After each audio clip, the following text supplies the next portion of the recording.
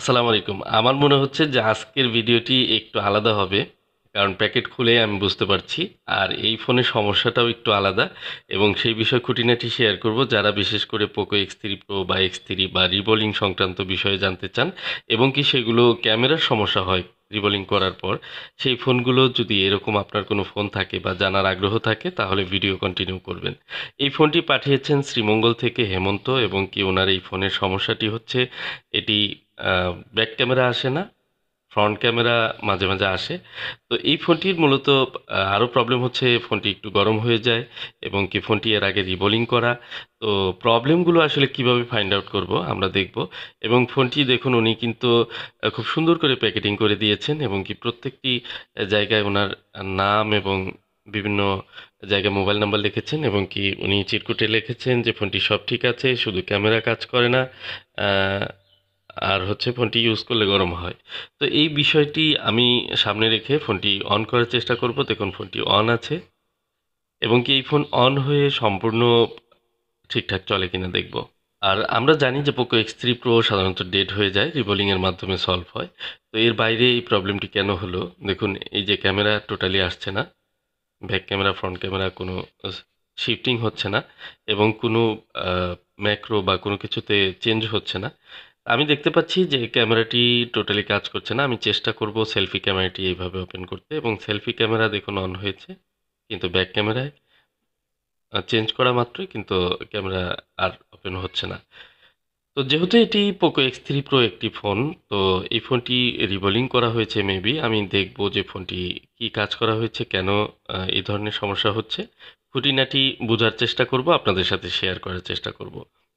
তো সাধারণত ডেড ফোনগুলো রিপেয়ার করার ক্ষেত্রে আমাদের যখন আমরা ডেড রিপেয়ার করি তখন কিন্তু সবকিছু চেক করি এবং কোনো প্রবলেম থাকলে সেটি সলভ করার কিন্তু সর্বোচ্চ চেষ্টা করে থাকি। সাধারণত আমি যে কাজগুলো ইনটেক অবস্থায় পাই সেগুলো কিন্তু রিবোলিং করলে কোনো ধরনের সমস্যা সাইড এফেক্ট হবে না ইনশাল্লাহ আশা করি।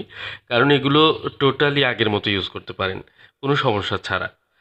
তো যাই হোক এই ফোনটির ক্ষেত্রে আহ, কেন এরকম করেছে বা হয়েছে এই বিষয়টি দেখা জরুরি। আর এই ক্যামেরা না আসার পিছনে একে একে আমাদের কাজ করতে হয়। আপনারা জানেন যে ক্যামেরার প্রতিটি লাইন চেক করা প্রয়োজন হয় এবং এই ফোনটি আমি টোটাল বিষয়টি দেখব যে কি কি কাজ করা হয়েছে।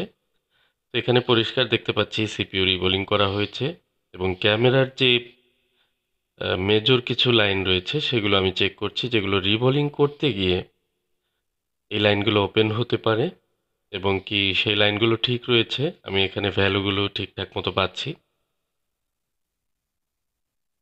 তো সাধারণত একটি ফোনের যে রিবোলিং প্রসেসটি এটি কিন্তু অনেক গুরুত্বপূর্ণ। যখন আমরা একটি প্রবলেম ফাইন্ড আউট করব তখন আমাদের উচিত হবে যে পিছনের হিস্ট্রিটা খুব ভালোভাবে জানা। তো এই ফোনটি প্রচুর নোংরা অবস্থায় আছে, আমি পরে এটি ক্লিন করব। আমি জাস্ট আগে প্রবলেমটি সলভ করার চেষ্টা করি। তো দেখুন এখানে রিবোলিং করা হয়েছে এবং কি এই লাইনগুলো ওপেন আছে কিনা এগুলো আমি চেক করে নিচ্ছি। এগুলো সবগুলোই ভ্যালু ঠিক আছে। ক্যামেরার মূলত এমন কিছু লাইন রয়েছে যে একটি লাইন মিস হওয়ার কারণেই কিন্তু সমস্ত ক্যামেরাগুলো ক্লোজ থাকবে, কোনো ক্যামেরাই ওপেন হবে না। তো এখানে কোনো শর্ট নেই। তো আমি পুঙ্খানুপুঙ্খানুভাবে সবগুলো ক্যামেরার লেন্সের যে সকেট সেগুলোর জিআর চেক করতে গেলে অনেক টাইম লাগবে। আমি তারপরেও প্রাইমারিভাবে দেখে নিচ্ছি যে কোনো শর্ট নজরে আসে কিনা বা কোথাও কোনো ভেঙে আছে কিনা কোনো পার্টস, এগুলো দেখে নিচ্ছি এবং দেখুন এই সাইডে অডিও আইসির কাছে আহ, কিছু একটা টিন খুলতে গিয়ে এগুলো ক্যাপাসিটরগুলো ভেঙে ফেলছে। যা হোক আমি পরবর্তীতে যাব সরাসরি প্রসেসর রিভলিং যিনি করেছেন উনি কোনো ফল্ট করেছেন কিনা এই সেকশনটি আগে চেক করব। এক কথায় রিবোলিংটা আবার নতুন করে হয়তো করতে হবে এবং কি সেখানে কোনো ফল্ট থাকার সম্ভাবনা কিন্তু এই ফোনটিতে 90%। দেখুন আমরা রিবোলিংয়ের কাজ অনেকেই করি, ভালো মন্দর তফাৎ তো আমাদের আহ, কাজের মধ্যেই থাকে। হাতের বা ব্যক্তি বিশেষে মূলত এই কাজগুলো হয়। আমার প্রতিষ্ঠানে অনেকে এখন রিবোলিং করে। কিন্তু আমার যে কোয়ালিটি সেটি কিন্তু তারা দিতে পারবে না। দেখুন এখানে আমি প্রসেসর রিমুভ করলাম এবং র্যাম রিমুভ করলাম। আমি দেখতে পাচ্ছি কর্নারে বেশ কিছু বল কিন্তু একেবারে কানেকশনই পায়নি এবং কি এত কালো কালো এরকম ময়লা হয়ে আছে যে আসলে এটি ক্লিনিং প্রসেস ভালো হয়নি। ম্যাটেরিয়ালসগুলো একদমই ভালো হয়নি। মানে এইটার যে রিবোলিংয়ের সময় পেস্ট ব্যবহার করা হয়েছে, ফ্লাক্স সহ বিভিন্ন রিবোলিং পেস্ট ব্যবহার করা হয়েছে, সেগুলো কোয়ালিটিফুল না। এটি দেখেই বোঝা যাচ্ছে। এবং হতে পারে লো টেম্পারেচার একটি পেস্ট ব্যবহার করা হয়েছে। তো রিবোলিং অনেকেই করেন এবং ক্লিনিং প্রসেসটিও ভালো হয়নি। আমি এখনো পর্যন্ত যে ব্ল্যাক গ্লু থাকে আইসির নিচে সেগুলো পাচ্ছি। তো এটি আমি প্রথমে ক্লিন করে নেব ভালোভাবে। দেখুন একটি কাজ যত সুন্দরভাবে করা যায়, আমি কাজগুলো করি আর সবসময় কিন্তু আমি এই বিষয়গুলো বলি যে কাজের সৌন্দর্য যত বেশি হবে ততই কিন্তু আপনার ফোনটিও সার্ভিস ভালো দিবে। আমরা সাধারণত যারা ফোন রিপেয়ার করাই বা ইউজার যারা, তারা কিন্তু এই বিষয়গুলো একদমই খেয়াল করি না। আমার ফোনটি অন হলেই হলো, এরকম চিন্তা করেন। কিন্তু আসলে একটি ফোন কোয়ালিটি সার্ভিস হলে আপনার ফোনটি দীর্ঘদিন ভালো ইউজ করতে পারবেন। যেহেতু একটি দামি ফোন, সেক্ষেত্রে অবশ্যই আপনাকে এই বিষয়গুলো কিন্তু খেয়াল করেই রিপেয়ার করাতে দিতে হবে। তো আমি খুব সুন্দর করে ক্লিন করে নিলাম। ভিডিও শেয়ার করার চেষ্টা করি মূলত রিবোলিং।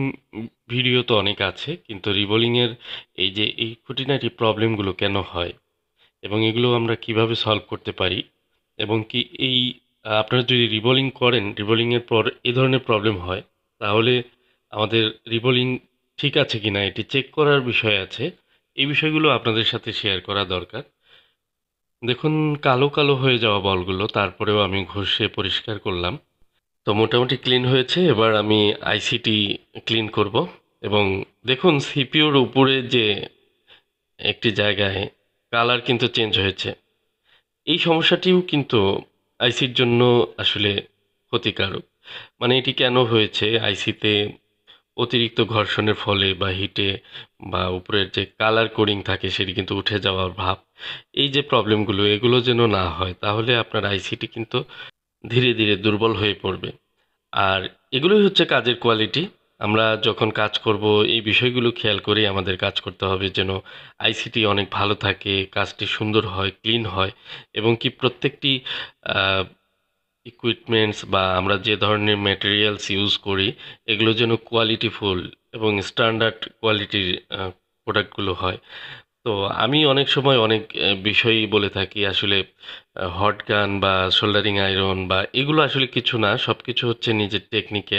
আপনি যখন বুঝতে পারবেন সব কিছু তখন কিন্তু এই কাজগুলো আপনার কাছে খুব সহজ হবে। কিন্তু যতক্ষণ পর্যন্ত এই বিষয়গুলো আপনার আয়ত্তে না আসবে ততক্ষণ পর্যন্ত কিন্তু আপনি এই কাজগুলো করতে গেলে আপনাকে সঠিক গাইডলাইন না ফলো করলে আপনার কাজে আহ, সেই 100% যে সৌন্দর্য সেটি ফিরে আসবে না এবং কাজের সাকসেস রেট কিন্তু অনেক কম থাকবে এবং বিভিন্ন ধরনের সমস্যা হবে। আমরা কিন্তু চাই না যে একটি কাজ করে দেওয়ার পর সেই কাজটিতে বারবার সমস্যা হোক এবং বিভিন্ন ধরনের সমস্যা হয়ে সেটি ফিরে আসুক। দেখুন আমি অনেক কাজ করেছি এ পর্যন্ত। সারা বাংলাদেশ থেকে যেহেতু আমার কুরিয়ারে ফোন আসে, হাজার হাজার ফোন আমি রিপেয়ার করেছি এবং কি রেগুলারই এই কাজগুলো আসে আবার করি। তো এই ফোনগুলোতে যদি কোনো সময় কোনো প্রবলেম হয়, দ্বিতীয়বার বা তৃতীয়বার বা কোনো সময় এই ফোনগুলো প্রবলেম হলো, আমি কিন্তু সেটি সর্বোচ্চ গুরুত্ব দিয়ে দেখে থাকি। আমার কাছে যদি আজকে ধরুন ৫টি ফোন আসলো, এর মধ্যে সবচেয়ে গুরুত্ব সেই ফোনটি আগে পাবে যে ফোনটি এর আগে আমি কাজ করেছি বা কোনো প্রবলেম হয়েছে। সেই কাজটিকে আমি গুরুত্ব দেই আগে। কারণ আমার ভুলটি আমি যদি না ধরতে পারি বা খোঁজার চেষ্টা না করি, তাহলে কিন্তু আমার যে ভুলগুলো সেগুলো কিন্তু বাড়তেই থাকবে এবং কি সেগুলো একসময় সমালোচনায় পৌঁছে যাবে। আপনারা লক্ষ্য করবেন যে আমি দীর্ঘদিন যাবৎ এই রিবোলিংয়ের ভিডিও, শুধুমাত্র রিবোলিংয়ের ভিডিও দেই। এর পিছনে অনেক কারণ আছে। কারণ ডিসপ্লে সংক্রান্ত বা অন্যান্য কাজ আসলে করলেও এগুলো ভিডিও দেওয়া হয় না। কারণ আমি একটি ক্যাটাগরিতে এই চ্যানেলটি নিয়ে এসেছি। যেহেতু এই রিবোলিংয়ের কাজগুলোই ম্যাক্সিমাম টাইম এখন আমি করি। এবং কি এই প্ল্যাটফর্মে কিন্তু অনেক ধরনের কাজই আছে। এর মধ্যে রিভলিং একটি অন্যতম কাজ, যেটি প্রসেসর নিয়ে কাজ করা এবং প্রসেসরের বিভিন্ন ধরনের প্রবলেমগুলো সলভ করা এবং সেগুলোর বুঝা যে কন্ডিশনগুলো কি প্রসেসর থেকে আসলে প্রবলেম হতে পারে কিনা, এই সমস্ত বিষয়গুলো। যা হোক, এই ফোনটি আমি খুব সুন্দরভাবে নতুন করে আবার রিবোলিং করলাম এবং কি 199 ডিগ্রি যেটি সোল্ডারিং পেস্ট রয়েছে সেটি ব্যবহার করলাম। সেটি আপনারা মান্ট এবং টুল কোম্পানি, বিভিন্ন কোম্পানির 199 ডিগ্রির যে সোল্ডারিং বল পেস্টগুলো আছে সেগুলো ব্যবহার করতে পারেন। এর উপরেও আছে, কিন্তু সেগুলো সব আইসির জন্য আসলে প্রযোজ্য নয়। সেগুলো করতে গেলে অনেক সময় আইসিগুলো ড্যামেজ হওয়ার চান্স থাকে। তো আপনারা সাধারণত এই কাজগুলো অনেকেই করছেন। আমি বলব যে আপনারা লো টেম্পারেচারের যে রিবোলিং পেস্ট সেটি ব্যবহার করবেন না। তাহলে খুব দ্রুত ফোনগুলো আবার ডেড হয়ে যাবে, বিভিন্ন ধরনের সমস্যা করবে। আর অবশ্যই আপনাদের এই ফোনগুলো যেগুলো যারা রিপেয়ার করতে চান, তারা অবশ্যই একজন এক্সপার্টের কাছে যাবেন, যারা প্রসেসর নিয়ে একটু হলেও এক্সপার্ট আছেন, যারা এই কাজগুলো করেন। কারণ প্রত্যেকটি শহরে বা মার্কেটে এ ধরনের এক্সপার্ট টেকনিশিয়ান অবশ্যই এখন রয়েছে। বর্তমানে সারা বাংলাদেশে রিবোলিংয়ের যে কাজগুলো এগুলোর উপরে অনেকেই এক্সপার্ট হচ্ছেন ডে বাই ডে। যদিও আমি কাজগুলো দীর্ঘদিন যাবৎ করছি এবং অনেক ভিডিও আছে যেগুলো শেয়ার করেছি, বিভিন্নভাবে আপনাদের উদ্বুদ্ধ করেছি, আবার সতর্কও করেছি। কারণ প্রত্যেকটি ভিডিওতে ভালো এবং মন্দ দুটি দিকই আপনাদের দেখতে হবে। দেখুন, আমি একটি রিবোলিং কাজ করলাম, একটি দুটি ভিডিও দেখে কিন্তু জাজ করা সম্ভব না। অনেকগুলো কাজের সমাহার, আপনি অনেক কাজ দেখে আপনি একটি আইডিয়া পেতে পারেন যে হ্যাঁ, একটা বিচার বিশ্লেষণ করে বুঝতে পারেন যে না, এই কাজটি আসলে এই কোয়ালিটিতে করা সম্ভব। কিন্তু দেখুন, হুট করে একটি ভিডিও দেখে বা একটি ভিডিও ভাইরাল হয়ে গেল সেটি দেখে কিন্তু জাজ করা সম্ভব না যে আসলে তার হাতের কাজের কোয়ালিটি কেমন। তো আলহামদুলিল্লাহ ফোনটি অন হচ্ছে। আমি ক্যামেরার বিষয়টি দেখব যে ক্যামেরার প্রবলেমটি সলভ হচ্ছে কিনা বা প্রবলেমটি এখন কোন পর্যায়ে আছে। তো দেখুন, সম্পূর্ণ অন হয়েছে এবং আমি ক্যামেরা ওপেন করেছি, ব্যাক ক্যামেরা চলে আসছে, পোর্ট্রেট চলে আসছে।